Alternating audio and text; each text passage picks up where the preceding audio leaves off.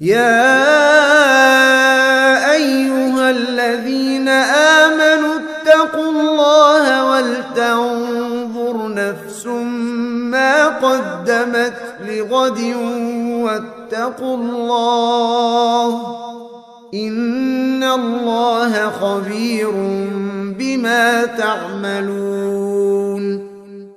يستحب الإكثار من الصيام في هذا الشهر العظيم. Disunnahkan untuk memperbanyak puasa, sebenarnya puasa secara mutlak, memperbanyak puasa. Karena Rasulullah SAW berdasarkan hadis yang tadi saya sampaikan, afdhalus siyami ba'da Ramadan syahrullahil muharram.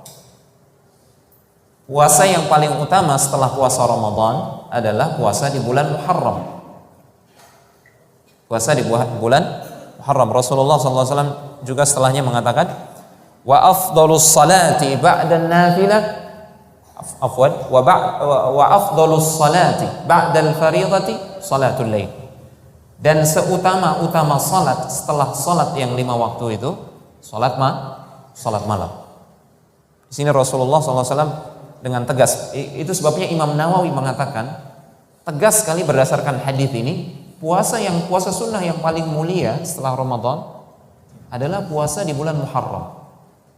Para ulama mengatakan silakan diperbanyak puasa di bulan Muharram secara mutlak. Secara mutlak.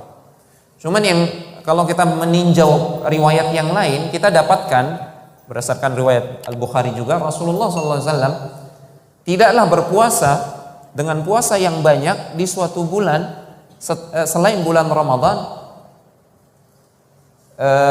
kecuali beliau banyak berpuasa di bulan Sya'ban. Jadi ada riwayat yang menyebutkan beliau banyak sekali berpuasa di bulan Sya'ban.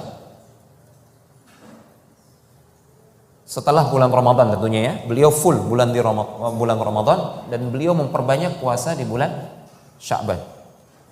Bagaimana kita mengkompromikannya dengan hadis ini? Hadis ini menyebutkan seutama-utama puasa setelah puasa Ramadan adalah puasa Muharram.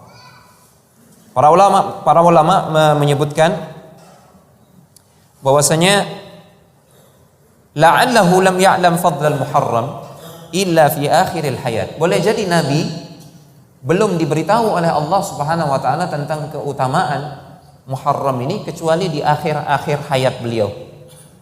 Ini kemungkinan yang pertama. Kemungkinan yang kedua, au la'allahu kana ya'ridu fihi a'dzarun tamna'u min iktsaris shaumi fihi. Atau boleh jadi Nabi mendapatkan uzur, ya, seperti misalkan beliau safar, pergi berjihad, sehingga beliau terhalangi untuk memperbanyak puasa di bulan Muharram. Sejatinya kata Imam Nawawi, bulan Muharram inilah bulan yang paling mulia setelah Ramadan, kita memperbanyak puasa di dalam bulan tersebut. Kemudian yang keenam, yustahabbu istihbaban syadida saumu yaumi Asyura. Sangat ditekankan, sangat dianjurkan untuk berpuasa di hari yang ke-10. Asyura maksudnya hari yang ke-10. Tasu'a hari yang ke-9. Kalau tadi dalil yang kita sebutkan tadi, afdhalus siyam ba'da Ramadan Syahrullahil Muharram, itu berbicara tentang puasa secara umum, memperbanyak puasa di bulan Muharram. Silakan perbanyak puasa di bulan Muharram. Namun kalau tidak mampu, maka paling tidak puasa Senin, Kamis. Kalau tidak kuat juga, tidak kuat puasa Daud misalkan di bulan Muharram, memperbanyak puasa Daud, ya puasa Senin, Kamis. Kalau tidak kuat juga, paling tidak puasa 3 hari dalam sebulan itu, ayyamul bid. Kalau tidak sanggup juga, paling tidak jangan tinggalkan puasa di tanggal 9 dan tanggal 10. Ya. Yang ada dalilnya itu, jamaah sekalian yang dimuliakan Allah Subhanahu wa taala, itu puasa tanggal 9 dan tanggal 10. Ada para ulama yang menyebutkan tanggal 11. Sebenarnya tidak ada dalilnya. Itu mereka menyarankan untuk puasa tanggal 11 bagi mereka yang tidak sempat puasa tanggal 9. Tujuannya untuk mukhalafat ahlul kitab, untuk menyelisihi ahlul kitab, menyelisihi Yahudi. Ya. Para ulama yang menganjurkan puasa 3 hari, tanggal 9, 10, 11, itu terkait dengan anjuran puasa 3 hari dalam setiap bulan. Itu yang pertama. Yang kedua, itu terkait keumuman hadis yang berbicara tentang dianjurkannya memperbanyak puasa di bulan Muharram. Adapun puasa khusus, dalil khusus yang berbicara tentang puasa tanggal 11, itu kata para ulama tidak ada dalil khusus ya. Yang ada dalil khususnya hanya tanggal 9 dan tanggal 10. Jadi sangat ditekankan, sangat dianjurkan puasa di tanggal 10 berdasarkan sabda Rasulullah SAW, hadis yang sahih, saumu yaumi Ashura ahtasibu 'ala Allah an yukaffira as-sanata allati qablahu. Puasa di hari ke-10 Muharram itu saya berharap kepada Allah Subhanahu wa taala dia akan menghapuskan dosa-dosa setahun yang lalu, menghapuskan dosa-dosa setahun yang lalu. Ini fawaid yang keberapa? Yang kelima, yang keenam sekarang ya. Berarti sekarang yang ketujuh. Terkait dengan puasa Muharram ini. Di sini disebutkan puasa Muharram ini menghapus dosa setahun yang lalu. Kata para ulama, Imam Nawawi menjelaskan dalam syarah Sahih Muslim, yang dihapus hanyalah dosa-dosa kecil, as-saghair. Ammal kabair fala budda min taubatin nasuh. Adapun dosa-dosa besar mutlak harus dengan taubat yang nasuha. Harus taubat yang nasuha. Namun kata Imam Nawawi, beliau memberikan penjelasan tambahan. Kalau seandainya,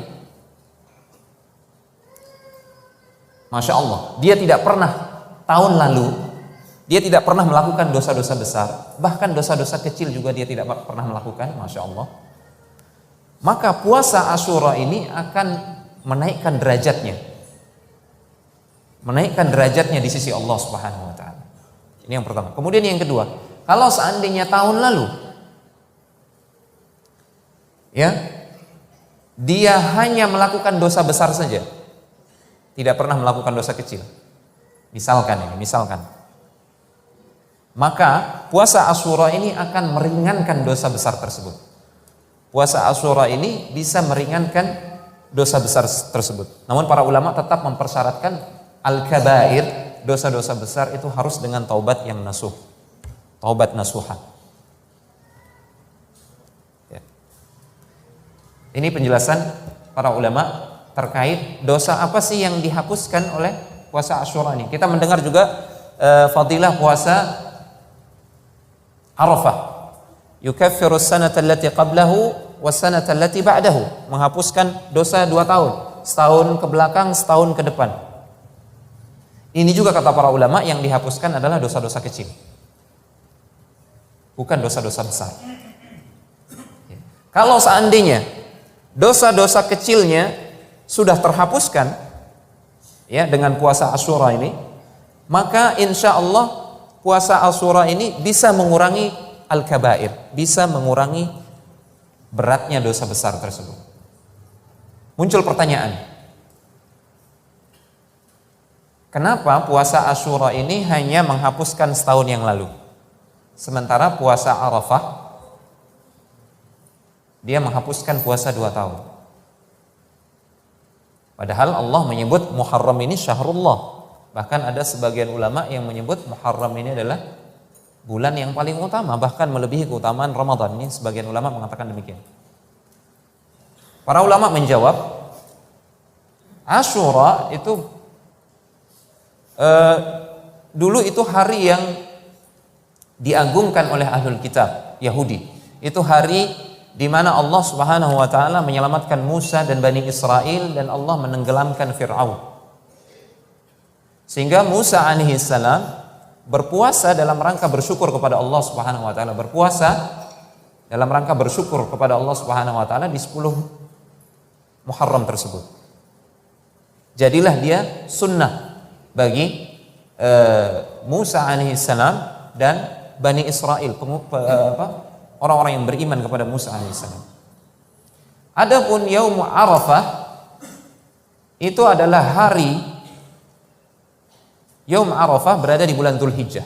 Yaum Arafah adalah hari manakala Allah Subhanahu wa taala menyempurnakan agama buat kita. Kita tahu hari Arafah adalah hari tanggal 9 Dzulhijjah.